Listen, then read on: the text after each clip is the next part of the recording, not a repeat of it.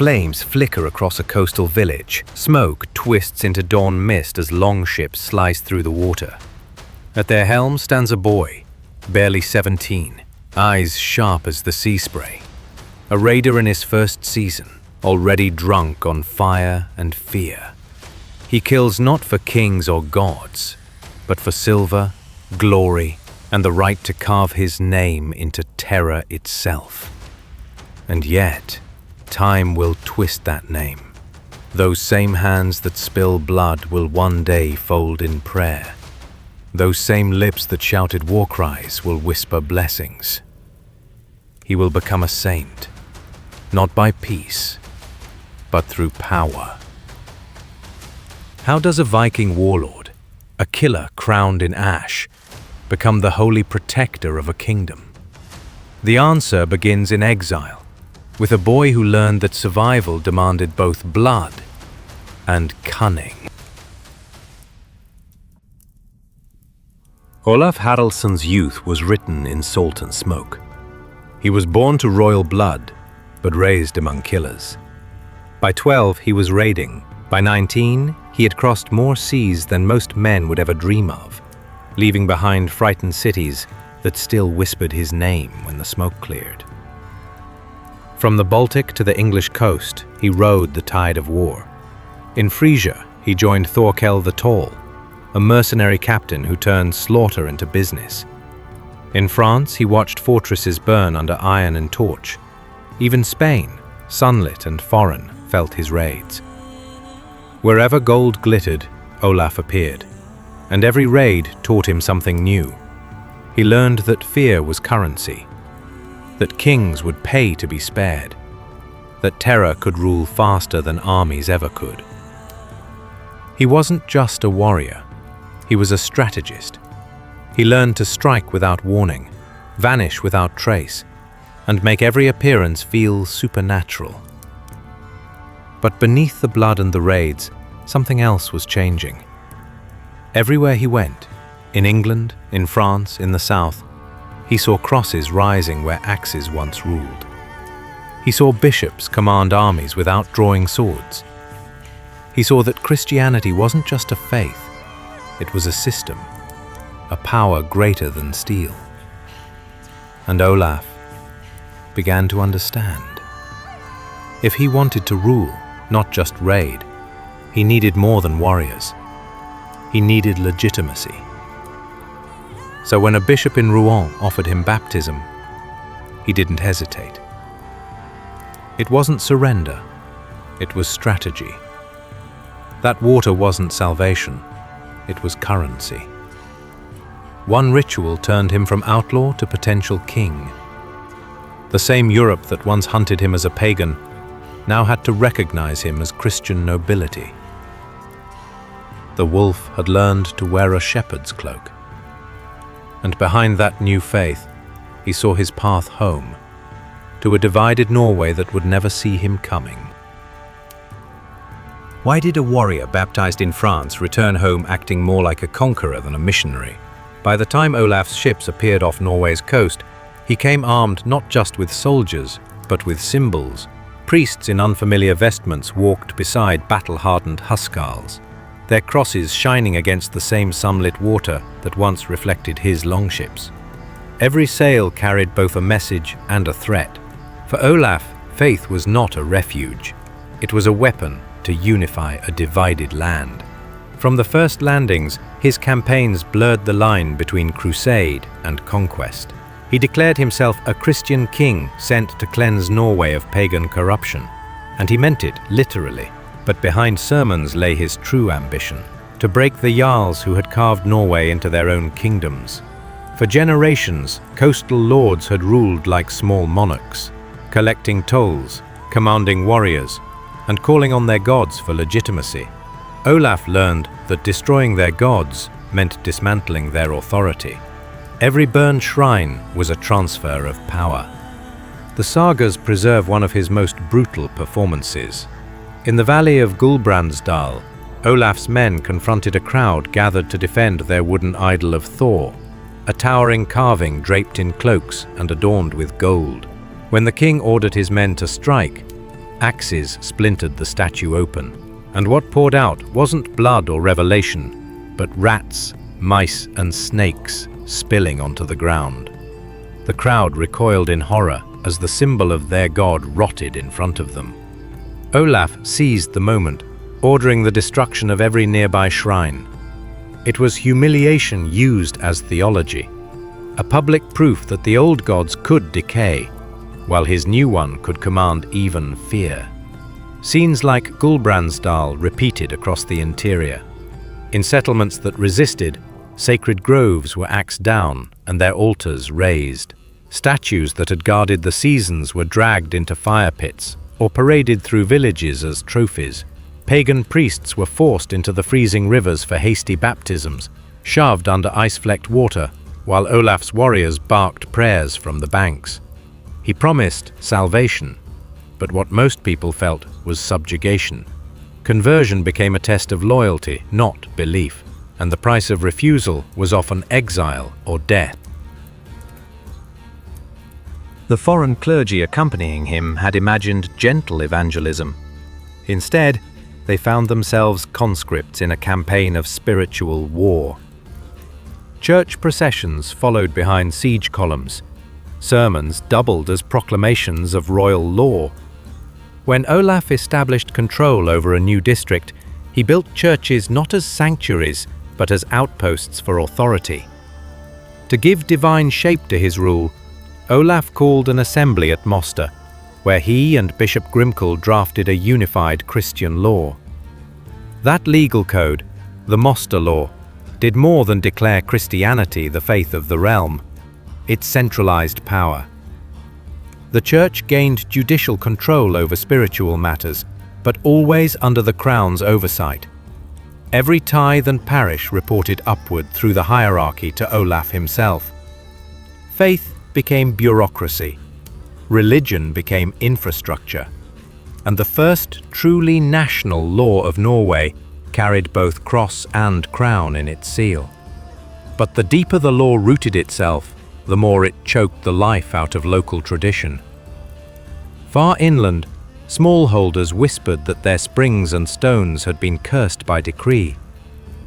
Farmers traded charms in secret, hiding Thor's hammers under thresholds or behind hearths. Patrols searched homes, confiscating idols and imposing fines. A single act of defiance, a refusal to attend Mass, a quiet offering left at an old site, could invite public punishment. For many, this new Christianity looked like occupation masked in holiness. Still, for a time, the machinery worked.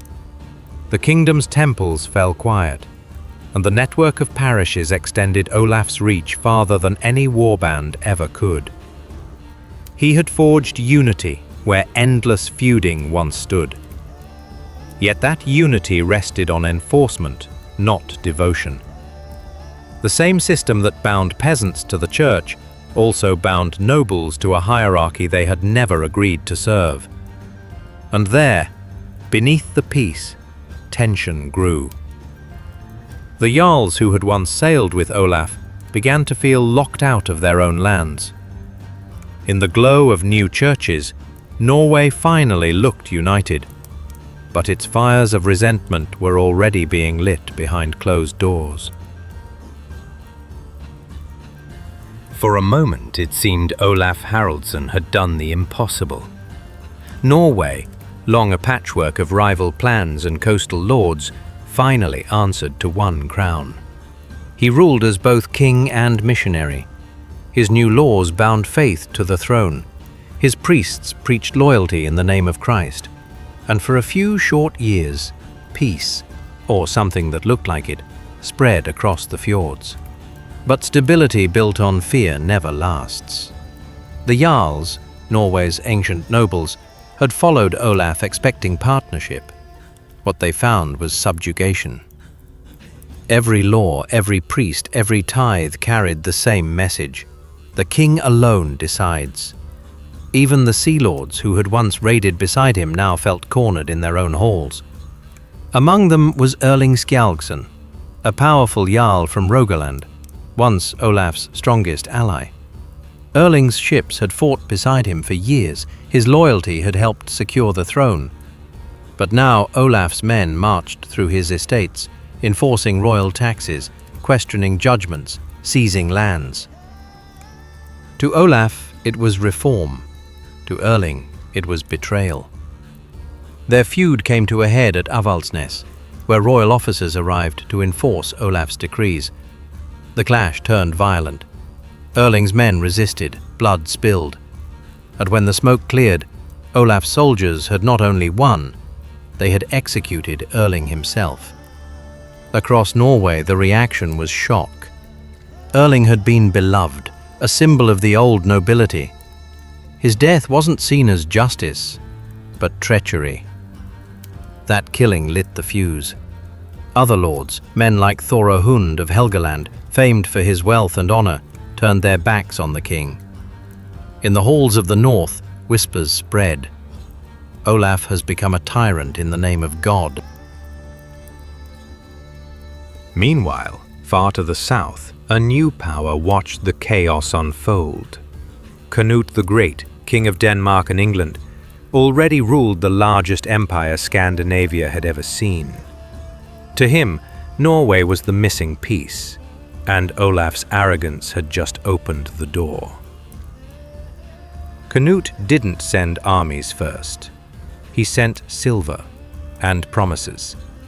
To the Jarls who hated Olaf, he offered autonomy, wealth, and safety. Under Danish rule, they could keep their power. Under Olaf, they had none. The defection spread quietly. By the time Olaf realized, half his allies were gone. Church bells that once rang for his coronation now tolled to announce Canute's new rule. And so, one winter night, the king who had baptized a nation slipped from his own throne and into exile. He vanished into the forests of Sweden, stripped of title and crown. Around him gathered a handful of outlaws, priests, and loyal men who still whispered that his cause was holy. To the world, Olaf was a fallen tyrant. But to himself, he was something else. A man chosen by God, tested through loss. And somewhere in that exile, the warlord turned believer.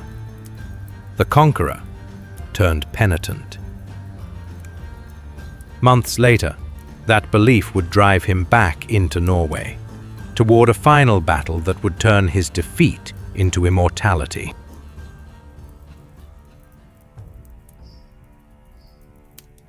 Summer came heavy over Norway. The air shimmered with heat and tension, thick with rumors of prophecy. And somewhere along the border, a weary king rode home again. Olaf, now an exile, scarred and sanctified, was marching toward his fate. He no longer spoke of power. He spoke of destiny, of redemption. Around him gathered the desperate and the faithful, farmers, old warriors, outlaws who still believed. They followed not a monarch, but a man they called God's chosen. The land he returned to had changed. Danish banners flew from coastal towers. The Jarls who once swore loyalty now feasted under Canute's silver. Olaf's army, if you could call it that, marched through pine forests and bogs, moving north toward a valley called Stiklestad. That was where prophecy said the king would fall, and the kingdom would rise again. When dawn broke, two armies faced each other. Olaf's few hundred against thousands. The odds were hopeless, but the king rode tall, bright mail flashing in the sun. He raised his sword and cried out, "On! On! Christ's men! Crossmen! King's men!" The valley erupted in sound, iron against iron, shields clashing like thunder, and then darkness.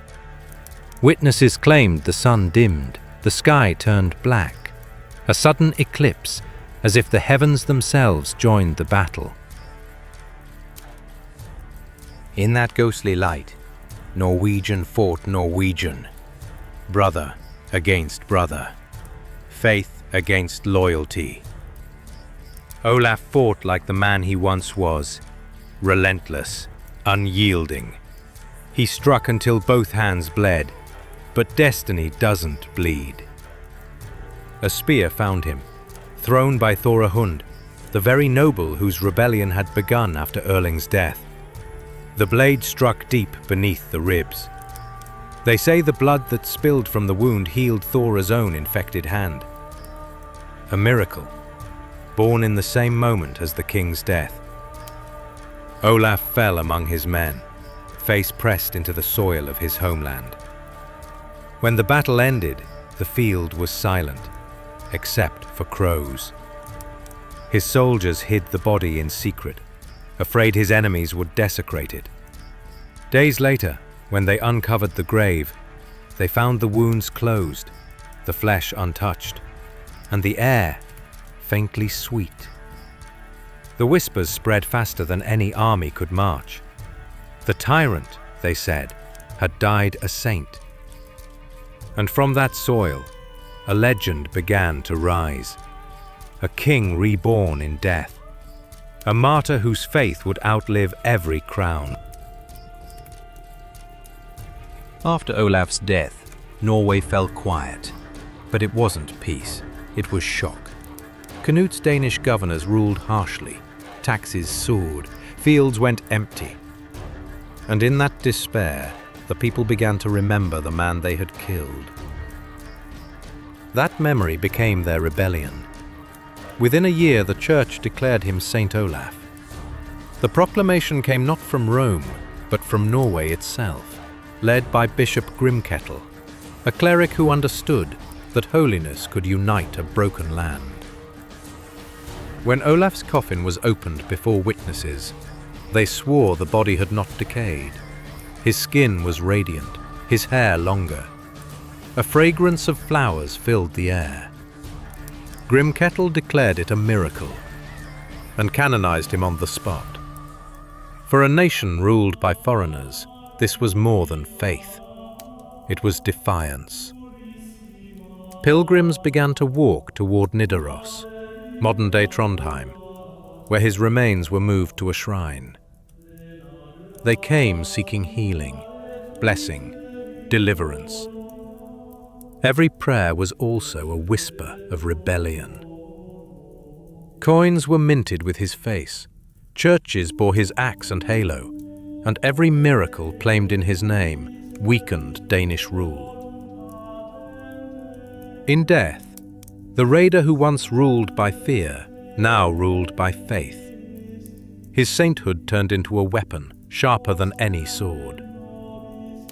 Future kings crowned themselves beside his relics, claiming his divine approval. His cult unified Norway, not through blood, but through story. Saint Olaf became the soul of a nation. The church had forged holiness out of violence and turned the wolf into a guardian of the flock. History loves redemption stories, but this one isn't redemption, it's transformation, the kind that doesn't cleanse the past but repurposes it. Olaf Haraldsson began as a raider, a boy who carved fear into foreign shores with fire and steel. He ended as Saint Olaf, a figure carved into cathedrals, haloed by faith. But his sainthood didn't erase his violence, it absorbed it, turned conquest into conviction, and in doing so, built the spiritual foundation of Norway itself. The empire he failed to hold by sword was forged instead by story. What he couldn't unite through rule, he united through reverence. No decree could silence what legend had already made eternal. That's why even today, across Norway, festivals still bear his name. You can walk into medieval churches, trace your hand across worn stone, and still see him, the axe-bearing saint, watching from the stained glass. Faith replaced the battlefield, belief became the new weapon, and the same cross that once crowned his shield became the crown of his story. When devotion turns into strategy, saints and rulers start to share the same face. Olaf understood that long before anyone dared to write it down. The raider who conquered by terror became the saint who conquered through time. And perhaps that's the truest kind of victory, to be remembered not for the battles you fought, but for the faith your enemies could never kill. If stories like this pull you into the undercurrents of history, subscribe for more, because this was just one of the many nights when faith, fire, and ambition reshaped the world.